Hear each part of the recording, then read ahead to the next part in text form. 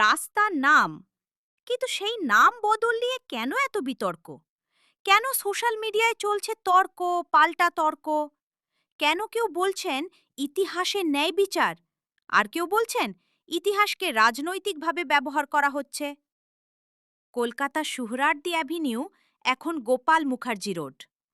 আর এই নাম পরিবর্তনই ফিরিয়ে এনেছে বাংলার ইতিহাসের এক বিতর্কিত অথচ অত্যন্ত আলোচিত চরিত্রকে, গোপাল মুখার্জি, অথবা যাকে অধিকাংশ মানুষ চিনতেন গোপাল পাঠা নামে। কিন্তু কে ছিলেন তিনি? চলুন ফিরে যাই ১৯৪৬ সালের কলকাতায়। দেশভাগের আগে ভারত তখন এক অস্থির সময়ের মধ্যে দিয়ে যাচ্ছে। ১৬ আগস্ট, ডাইরেক্ট অ্যাকশন ডে। সেদিন কলকাতার রাস্তায় শুরু হয় ভয়াবহ সাম্প্রদায়িক দাঙ্গা। মাত্র কয়েক দিনের মধ্যে হাজার হাজার মানুষের জীবন বিপর্যস্ত হয়ে পড়ে। ঘরবাড়ি পুড়েছে, পরিবার ভেঙেছে, আর গোটা শহর ডুবে গিয়েছিল ভয় আর অনিশ্চয়তায়। এই পরিস্থিতিতেই সামনে আসে উত্তর কলকাতার এক ব্যবসায়ীর নাম, গোপাল চন্দ্র মুখার্জি।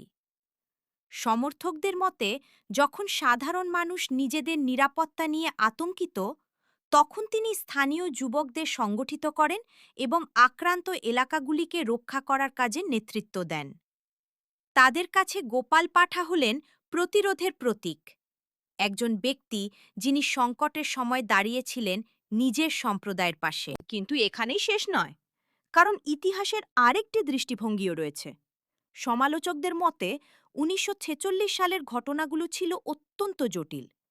সেখানে পক্ষকেই সম্পূর্ণ নায়ক বা সম্পূর্ণ খলনায়ক হিসেবে দেখা যায় না। তাদের প্রশ্ন, একজন বিতর্কিত ঐতিহাসিক চরিত্রের নামে রাস্তার নামকরণ কি সত্যিই সঠিক সিদ্ধান্ত? আর সেই কারণেই এই নাম পরিবর্তনকে ঘিরে শুরু হয়েছে নতুন বিতর্ক।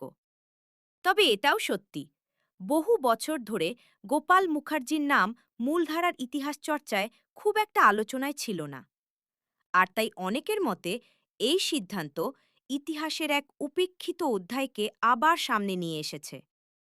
সম্প্রতি মাননীয় শুভেন্দু অধিকারী এই পদক্ষেপকে স্বাগত জানিয়ে বলেছেন, এটি বাংলার ইতিহাসের এক অবহেলিত চরিত্রকে যথাযথ সম্মান দেওয়ার উদ্যোগ। তার মতে, দীর্ঘদিন ধরে যাদের অবদান নিয়ে আলোচনা হয়নি, তাদের ইতিহাসের পাতায় যথাযথ স্থান দেওয়া উচিত। তবে শেষ পর্যন্ত প্রশ্নটা শুধু একটা রাস্তার নাম নিয়ে নয়। প্রশ্নটা হল, আমরা ইতিহাসকে কিভাবে দেখি? ইতিহাস কি শুধুই অতীতের ঘটনা, নাকি বর্তমান প্রজন্মের কাছে সেই ঘটনাগুলোর নতুন ব্যাখ্যা? গোপাল মুখার্জি রোড, এটা কি ইতিহাসের সংশোধন, নাকি ইতিহাসের পুনর্লিখন? সিদ্ধান্ত আপনার। কমেন্টে জানান আপনি কোন পক্ষের সঙ্গে একমত।